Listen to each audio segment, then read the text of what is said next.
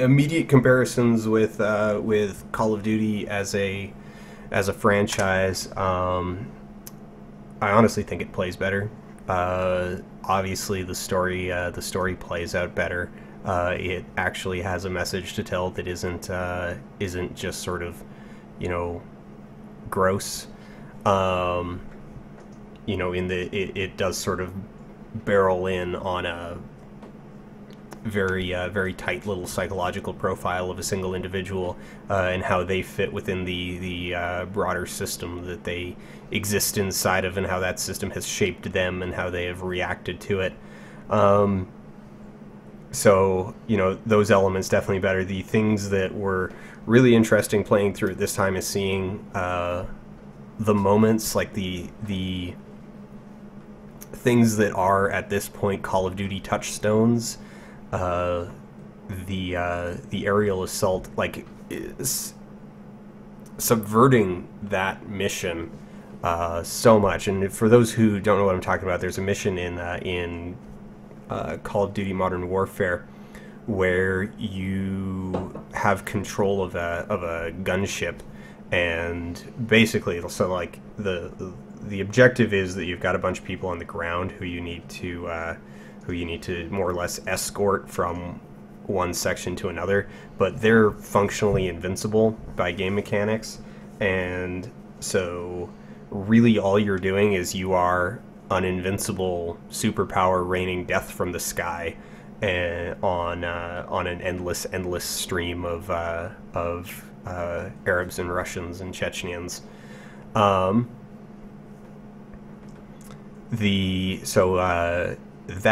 mission was kind of a big deal. It was one of the things about Modern Warfare that everyone sort of talked about, and oh yeah, they throw in all of these different kind of missions and they mix it up, and that one was one that people often highlighted, and it's one that the game itself highlights, because when you get to the ending credits, that's the mission that it plays over the ending credits.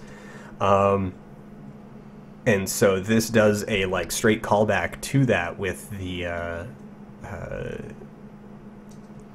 similar setup, similar scenario, where it's okay, you're just this eye in the sky raining death from above, and then they subvert it by, it's oh well, you are killing civilians, because how can you possibly expect to just rain death down on the city and only hit people you mean to? Because and I guess this is an important thing to note in the Call of Duty mission, is that's kind of a whole part of it, is that you can just shoot everything with zero consequence. If you blow up civilian buildings, they just kind of yell at you.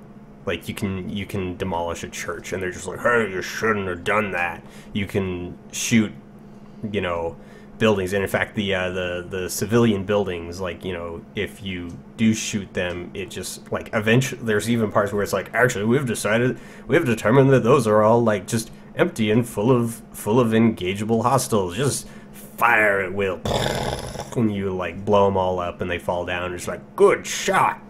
Oh man, look at all of that stuff falling over, it's blowing up real good.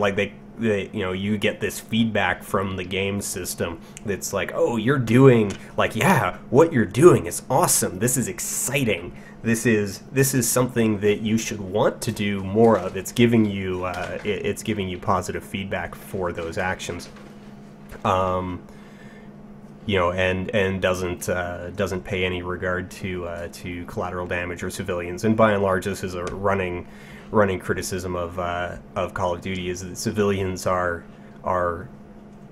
perpetually absent, but they are around in this really weird way. It's they'll be there occasionally whenever it wants to just sort of randomly throw civilians into the mix, but in times where there should be civilians, there aren't. And yeah, so it was a really ridiculous moment, and it was an incredibly gross moment in the Call of Duty game. And so here they subvert it really hard with the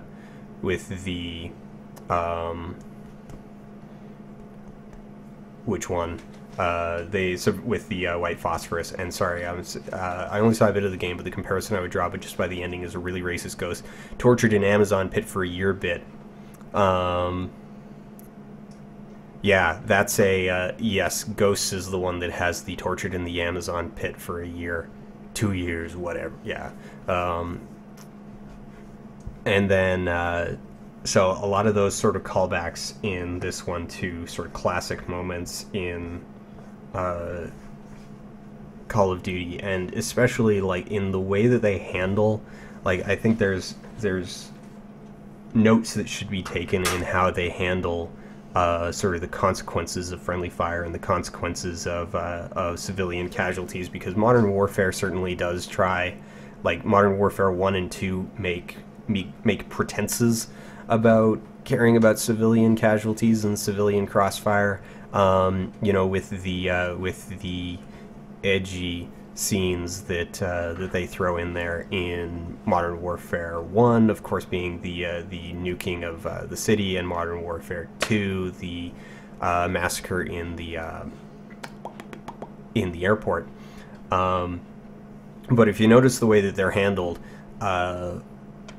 in both times, so in Modern Warfare 1 and in 2, actually, both moments are used to exemplify, like they're used to just show off, as like they're kick the dog moments. It's like, oh, look how crazy and scary our opponents are. They're willing to go to these extremes, and the chain of agency and the chain of culpability in that are never called into question. Whereas, you know, this is entirely about that chain of culpability, the chain of, you know, the chain of decisions that are made that lead to moments, that lead to these decisions, the entire structure that allows them to happen. And yes, the Vietnam in Blops 2 was a whitewashing of America. That's basically... I mean, that right there actually describes a lot of Call of Duty, is that it's whitewashing American atrocities in various engagements. I mean, there isn't a single historical engagement that Call of Duty has touched on that was not in some way or another a post hoc justification of American involvement. No Russian has absolutely nothing on this game in terms of what it's trying to say, in terms of what it's trying to do, because the thing is that no Russian really isn't trying to say anything. You know, no Russian is there to be edgy and to make you like, it's like, ooh, you know, it's a prank, basically. It's a joke that's being played on the player. It doesn't tell you anything, and in fact, if you back off and you start looking at No Russian in the greater context of like the story itself, it makes zero sense. Like, okay, how is this supposed to start a war? Like, basically, it's hand waved away with like thing after thing after thing, where it's like, oh, somehow this event, by blaming Americans, you know, started World War III. Like, it was the reason why Russia was willing to like launch a massive simultaneous land war on like the entire east coast of the United States. And so, actually, no, sorry, a simultaneous war on Europe and America.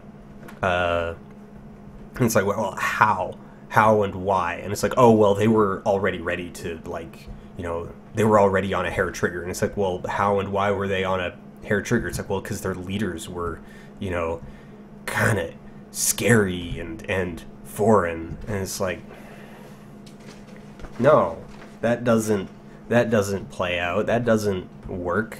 You know, things happen because of the decisions made by individuals, but in Call of Duty, the decision-making individuals are always distant, and, you know, if they're on your side, they're like automatically good unless they have to be evil for a twist. And if they're on the other side, then they're like automatically evil. You know, and this is one of the reasons why Black Ops 2 sort of gets a little bit of my grudging respect, is because their villain was actually, you know, he was the closest thing they came to actually fleshing out their villain in terms of political motivation. Oh man, World at War. even yeah, the Americans of the Pacific were tired men trying to fight their way home, but the Russians were xenophobic patriots who were super crazy and didn't care about committing war crimes, but it was okay because Nazis. That was fun. Yeah, World at War. Actually, the American campaign in World at War really pissed me off. If for, I mean, I don't need other reasons, but certainly a big part of it is that it starts off with like, oh man, these Japanese are sure killable. Let's go kill a bunch of them. And it's like that's how the game starts, is like watching a Japanese officer like stab your buddy, and then it's like, oh, there we go. Now we got a reason to kill all of them. And yeah, it does have, you know, World at War has Reznov, so I hate World at War. I really hate that game. It made me so angry, and Reznov is not enough to like, he's probably my like favorite single thing out of Call of Duty, even if he is a stock character straight from Central Casting. But like, my god, I hate World at War so much. In big part because World at War, like even the best moments in that terrible game, they are all just like lifted straight from other better movies. Oh, I shouldn't say other movies. They're all just lifted straight from movies, and particularly movies that are better than it. And if I remember correctly, like Modern Warfare at least toned down the wall-to-wall gunfire sound design from the first 3 Call of Duties, and that was particularly grating after Call of Duty 2. Like, it toned it down a bit. It still gave me a headache, and then World at War just made it like a million times worse. In fact, I don't think the sound design has been worse in the series than it was in World at War in terms of like just grating gunfire wall to wall for hours on end. And of course, all of the Call of Duty games, actually not quite all of them, but almost all of them, like they end a mission. It's like, okay, the mission is over. It's like, yay, over, blah, blah, blah, blah, blah, stuff, get flying at you, all gun wank. Here's the menu, you know. Then we move over here, and war is hell, but we really don't care because it gave us a chance to kill a bunch more Japanese. And we're gonna go get them, and it's like, oh, we're gonna get revenge. We're gonna get so much revenge. I mean, yeah, the terrified that their audience would like lose interest if they stopped shouting at them for more than 30 seconds. I would actually enjoy, they should do a Call of Duty from Menendez's perspective, because that would actually be interesting. And yeah, so stuff like Call of Duty is junk food media. So long as you don't think about it, you can consume it happily and forget about it. If you think about it, though, it's super gross. And even for, like, I consume a lot of junk food media. I like junk food media, ultimately. Like, it's taken me years to sort of come to the conclusion to accept that it's like that I like junk food media. The problem with Call of Duty is that even by junk food media's standards, it's gross. Like, it's super gross. And most, like, a lot of junk food media is full of, like, really kind of just bad and questionable themes and messages. Call of Duty is especially egregious because, by and large, what it's doing is it's confirming a narrative of militarism and the inevitability of conflict that basically justifies not just like, you've got bad messages that justify things like, say, restrictive gender roles, and yeah, that's bad. But Call of Duty has messages that justify war, you know, that justify like the exclusion and murder of other people. That is like, hey, there's these scary brown people, and they're going to eventually get around to like doing bad things to you, so we should probably just take care of that quick and early before they have a chance. You know, it promotes the value of preemptive strike. It promotes the value of military buildup. It promotes the value of conflict as a militarism as a conflict resolution method, like above and before anything else. Like, the diplomacy is routinely, like, where it's even remotely attempted, diplomacy is routinely depicted as the soft, pathetic engineering of stupid baby men who don't know what they're doing and are just wasting time, because, like, clearly the people on the other side of the table are just planning on shooting you the moment you, like, walk out of this room. If you acknowledge that the cheeseburger you're eating is junk food, does that mean it's not bad for you anymore? No, not necessarily. Like, the cheeseburger is probably still bad for you, and a lot of junk food media it's kind of bad for you, but at the same time, with media more so than the cheeseburger, it's being critical and being aware of the media that you're consuming. It doesn't inoculate you, but it definitely changes the way that you're interacting with it in ways that can do a lot to sort of mitigate the damage. Because the thing is that the damage that comes out of media is by and large in how that media reinforces the things that you already believe.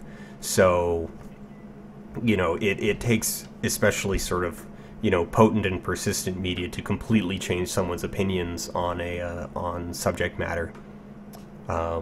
So yeah, I mean, and that's kind of the whole thing, like with the circle of talking about, like, okay, well, violence in video games or aggression in video games and how that impacts people. And there's a lot of people will sort of dismiss it as like, oh, well, the only people that it does that to are ones who are already aggressive people. And it's like, well, to a degree that's true, but that's kind of half the problem, is that hyper aggressive media, or media that confirms hyper aggression as a good thing, is going to take people who are already aggressive and just make them more aggressive. And how do you know that you're not a person who's inclined to aggression? Like, you've got a stereotype in your head of what an aggressive person looks like, but that doesn't mean that you're not an aggressive person. So it is more complicated. And of course, if you consume enough of it, well, it's going to make, if it makes a non-aggressive person a little more aggressive, well, we're talking over time. So now all of a sudden you're a little more aggressive person, and that means you're now, and if you keep going, you're going to get, I mean, it's complicated, and it plays out over long spans of time. And that's sort of the whole thing. And I know people were chatting about the Bechdel test earlier, how, like, things do need to be looked at, as trends over time, because, we're not just, it's not no one thing. Like, it is incredibly rare for a singular event or a singular piece of media to completely alter the way that someone looks at things, if they don't already have, especially if they don't already have an inclination towards it. Often people who say that it's like, oh, this thing, like, completely changed the way that I look at the world, usually it's because that thing answered, or, like, filled gaps or answered questions that they were already asking. Epiphanies are, see now, and this is sort of what I was mentioning earlier, is that, so epiphanies are an example of immediate impact, but epiphanies are rare, and usually an epiphany comes in relation to something that you're already kind of looking for or expecting. So it's like, oh, well, I'm looking for, what am I going to do with my life? And then something comes along that, like, hits the right switches, and you're like, that's what I should do with my life. Epiphany moment. It is incredibly rare for someone to be, for something to come along and give someone an epiphany moment that they weren't looking for. It's like, I was happy in my life, and then something happened, and I just kind of, like, changed everything, unless it's a suitably extreme kind of epiphany moment where it's like, I was just kind of happily sailing through my life, and then I got a cancer diagnosis. And it's like, okay, that's going, it usually needs to be something like suitably extreme to suitably alter, to extremely alter someone's disposition or outlook.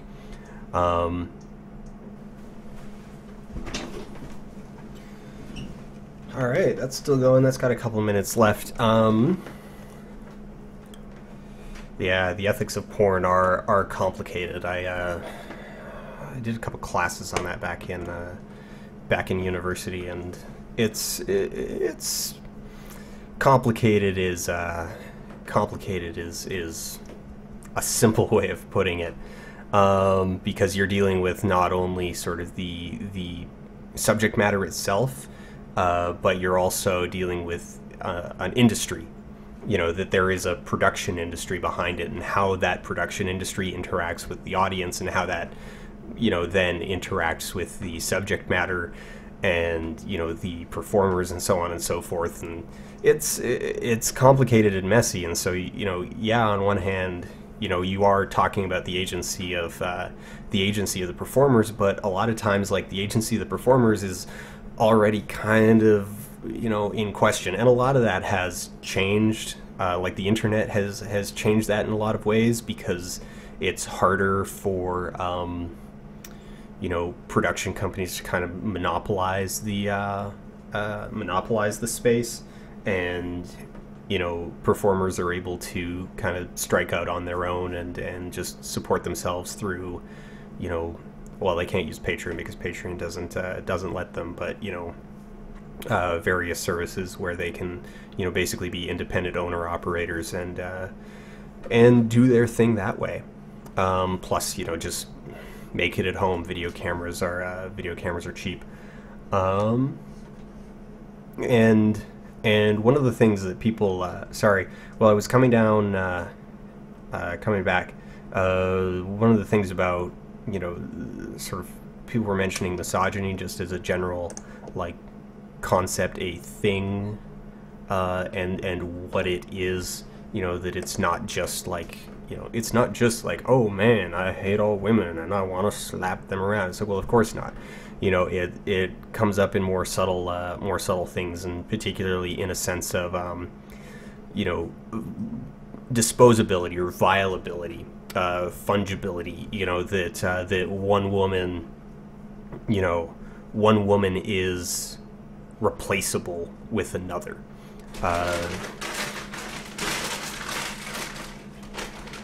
And, you know, or just that, you know, viability is that it's like, okay, well, there's certain things that are simply just acceptable to do in that space. And to use a real world example from something that happened to an associate of mine, like, you know, someone thought it was appropriate to, you know, take candid photos of them from a convention and then, like, write creepy messages all over it. And, you know, and this act, you know, was then sort of justified as like, oh, well, it's for this metafiction sort of thing that I'm working on. And it's like, that space, like, you don't know that person, you're not involved in their life, you're not their friend, you're not their associate, you haven't talked to them at all about this. In fact, you know, when you have contacted them, it seems like they don't want to have anything to do with you. But just that sense that it's like, no, this is an okay thing to do in this space to someone that is like, they should be okay with this. You know, that level of sort of willful imposition on another person, you know, that's a sense of viability that it's like, no, I can do this. This is an okay thing to do. You know, yeah.